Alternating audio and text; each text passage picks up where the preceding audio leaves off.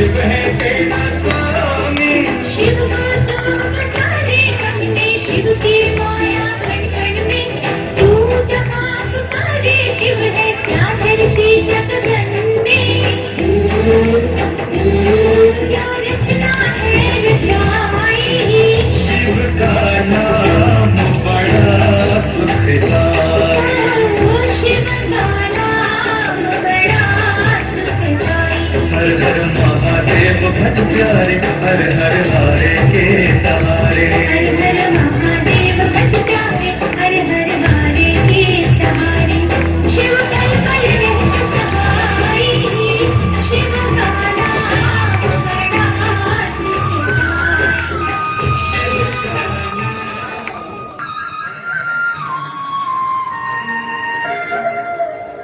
पति परमेश्वराय नमः। भगवान, मैंने तो दृढ़ संकल्प किया है कि जहाँ जहाँ जन्म लूंगी वहाँ वहाँ आपको ही पति रूपेण वरण करूंगी। अरे पगली, जो प्रभु निराकार, ज्ञानगम्य, स्वयं प्रकाशित महालक्ष्मी को भी ऐश्वर्य प्रदान करने वाले दिव्य अमृत स्वरूप आदिदेव ब्रह्मा तथा तपस्या के धनी मुनि भी उनके रूप का वर्णन कर नहीं सकते, वह परमेश्वर आपके पति कैसे बनेंगे? अरे गौरी, देखो नारद जी आ रहे हैं। चलो हम उन्हें उपाय पूछते हैं।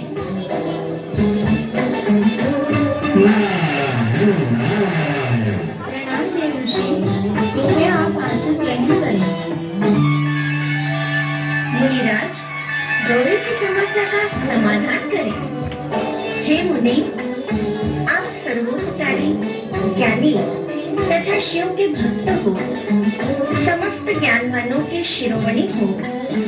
आप मुझे सादर संबोधित करें। हे गौरी, मेरा वचन तुम्हारे लिए सर्वथा हितकारक, निर्दोष तथा उत्तम होगा। हे देवी, तुम उत्तम तपस्या में संलग्न हो। चिरकाल तक महादेव की आराधना करो। तपस्या से रुद्रदेव तुम्हें अपने सहधर्मिणी बनाएंगे और तुम भी कभी उन सर्वसमर्थ स्वामी का परित्याग नहीं करो। तुम दृढ़तापूर्वक शिव को अपनाने का प्रयत्न करो। सिवाय शिव के दूसरे को अपना पति स्वीकार न करना। देवर्षि, मैं तपस्या के लिए कहाँ जाऊं? हे देवी, इस समय भोलेनाथ अरावली पर्वत पर स्वयं आए हैं। आप उस अबू पर्वत पर जाइए। वहाँ अनेक पार्वतियां तपस्या का फल प्राप्त कर रही हैं। पिताजी, माताजी, कहाँ है ये अबू पर्वत? मैं जाऊंगी, मैं तपस्या करूंगी, मैं मेरे पति परमेश्वर को प्राप्त करके ही रहूंगी। मैं वन जाने की तैयारी करती हूँ। गौरी, रुको गौरी। स्वामी, आप गौरी को समझाइए ना स्वामी। विजया, जया, तुम भी तो समझाओ गौरी को। देवी, आपको तो पता ही है, हमारी पुत्री हमारे समान अचल है, अडोल है। उसने जो बात मन में ठान ली वह पूरी करके ही रहेगी। यद्यपि उसे प्रभु न मिले तथापि वह घर लौट आएगी। उसे अपनी इच्छा पूर्ण करने दो देवी। नाथ, फूलों में पली हुई ऊंची पहाड़ी कैसे चढ़ेगी? हम उन्हें साधन सामग्री के साथ भेजेंगे। सेवक। जी सरकार। राजकुमारी के लिए रथ, वस्त्र, अलंकार, अन्न भंडार सब कुछ तैयार करो। उन्हें वन में किसी चीज की कमी न पड़े और 2 सेवक भी साथ में दो। जी सरकार।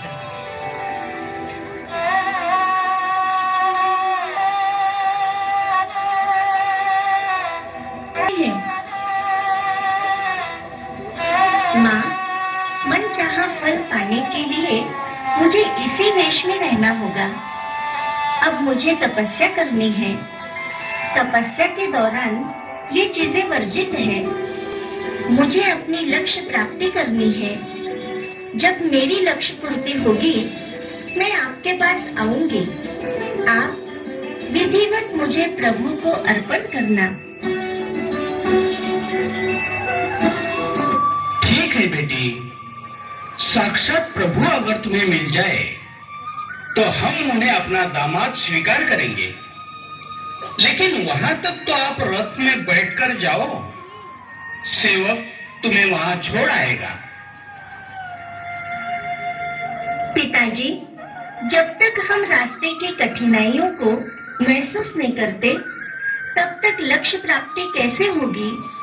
तथापि इन साधनों की आवश्यकता नहीं है। मेरी सखी जया विजया मेरे साथ है।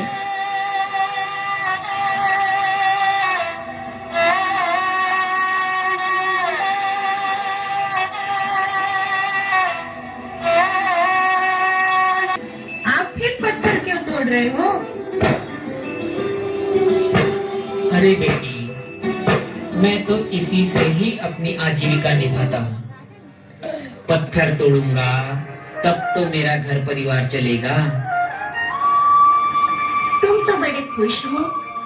पत्थर तोड़ के आपको क्या खुशी मिलती है? बिटिया, मैं सुंदर मूर्ति बना रहा हूँ। यह भोलेनाथ की है। मुझे सारा समय उनका स्मरण रहता है और मैं खुश होता हूँ।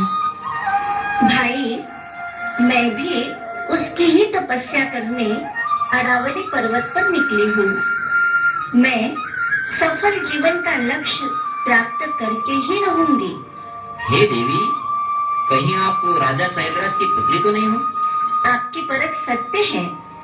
हे आत्मन, कृपा करके आप मुझे आबू पर्वत का रास्ता बताइए। सुना है भोलेनाथ भगवान ने वहाँ अपना दिव्य धाम निर्माण किया है। अनेक महान तपस्वी वहाँ साधना करते हैं। जाओ बेटी, बहुत सुंदर स्थान है। पास में ही राजस्थान में यह पर्वत है। धन्यवाद भाई।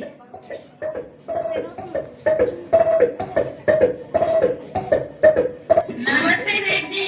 नमस्ते नमस्ते। कौन हो? कौन हो तुम? अरे कहीं तुम साधु वेश में इनकम टैक्स वाले तो नहीं हो? नहीं सेठ जी, आप हमें। तो क्या तुम चंदा मांगने आए हो? नहीं सेठ जी, आप हमें। समझ गया। तुम्हें चंदा नहीं तो फिर धंधा चाहिए। देखो भाई, हमारे पास ये धंधा वंदा नहीं है। सेठ जी, समझने की कोशिश करो। हमारे साथ शैलपुत्री गौरी है। क्या? शैलपुत्री गौरी? तो मुझे पहले क्यों नहीं बताया भाई? आप तो समझने की अवस्था में ही नहीं थे। मुझे क्षमा करे देवी, और मैं आपकी क्या मदद करूं? आप हमें आबू पर्वत का मार्ग बताइए। बिल्कुल। यहाँ से 50 किलोमीटर आबू पर्वत है। वहाँ तो ब्रह्मा कुमारियाँ भी आप जैसी तपस्वी वेश में ही रहती है। वहाँ की जानकी दादी जो है ना, महान तपस्वी देवी है। अरे हाँ, अच्छी याद आई। कल उनके समक्ष कई ब्रह्मा कुमारियाँ शिव को अर्पित होने जा रही है। क्या आप भी वहाँ अर्पित होने जा रही है? हाँ, गौरी को भोलेनाथ से राज करना है। अरे भाई, ये तो बड़ी खुशी की बात है। मैं भी आपके साथ चलूंगा। चलिए जी, चलिए। बिल्कुल चलो।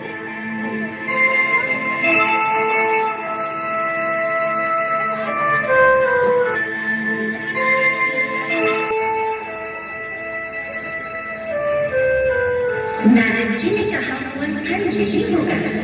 चलो थोड़ी देर बैठते हैं।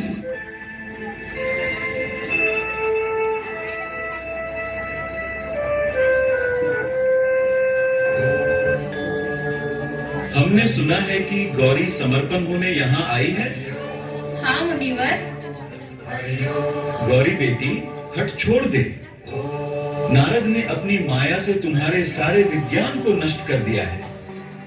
युक्ति से तुम्हें मोह लिया है और तुमसे तप करवा रहा है। देवी, जो सदा अकेले रहने वाले, जो इस जगत से सर्वथा भिन्न है एवं सत्व प्रधान है, संग रहित और अद्वितीय है, उनके साथ किसी स्त्री का निर्वाह कैसे होगा? आज भी कुछ नहीं बिगड़ा बेटी, तुम हमारी आज्ञा मानकर घर लौट चलो। भगवान शिव साक्षात परमात्मा है, पवित्रता के सागर है। वे केवल भक्तों के लिए ही शरीर धारण करते हैं। तुम्हारे योग्य वर तो केवल भगवान विष्णु है। वे वैकुंठ में रहते हैं, समस्त सुखों को देने वाले हैं। और तुम जिनके लिए तपस्या कर रही हो, वे शिव तो रुद्र निराकारी हैं। वे किस कुल में जन्मे? न तो उनके माता पिता हैं, न ही गोत्र। तुम्हारा ये उत्तम रूप शिव के योग्य नहीं है। बाबा जी, अब तक तो मैंने आपको कोई ज्ञानी महात्मा समझा। अरे, भगवान शिव तुम्हारे हिसाब से कैसे भी क्यों न हो, मेरे प्रियतम, नित्य निर्विकार, मेरे अभिष्टतम देव है। तुमने मेरे आगे ये साहस किया ही कैसे? जया, विजया, इन्हें रोको। ये केवल मेरे स्वामी की निंदा ही करेंगे। शिव की निंदा करने वाले को ही नहीं, अपितु सुनने वाले को भी उतना ही पाप लगता है। चले जाओ यहाँ से। मैं मन वाणी द्वारा सत्य कहती हूँ। मैंने साक्षात पति भाव से शिव का ही वर्णन किया है। अगर शिव मेरे साथ विवाह नहीं करेंगे तो मैं कुंवारी ही रह जाऊंगी, लेकिन दूसरे किसी के साथ विवाह नहीं करूंगी। धन्य हो देवी, धन्य हो। हमने तो आपकी परीक्षा ली, आप उत्तीर्ण हुई। देखो गौरी, अब आपके माता पिता पधार रहे हैं। हे मंगलदायिनी मातेश्वरी, हे ज्ञानियों ध्यानियों की शिरोमणि, हे शिवनंदिनी, ब्रह्मा सुकुमारी, देवी महेश्वरी, दादी जी, हम अपनी बेटी गौरी को आपके हाथों शिव बाबा को अर्पण कर रहे हैं। सो हे महादेवी, आप हमारी पुत्री को अनुमति दें।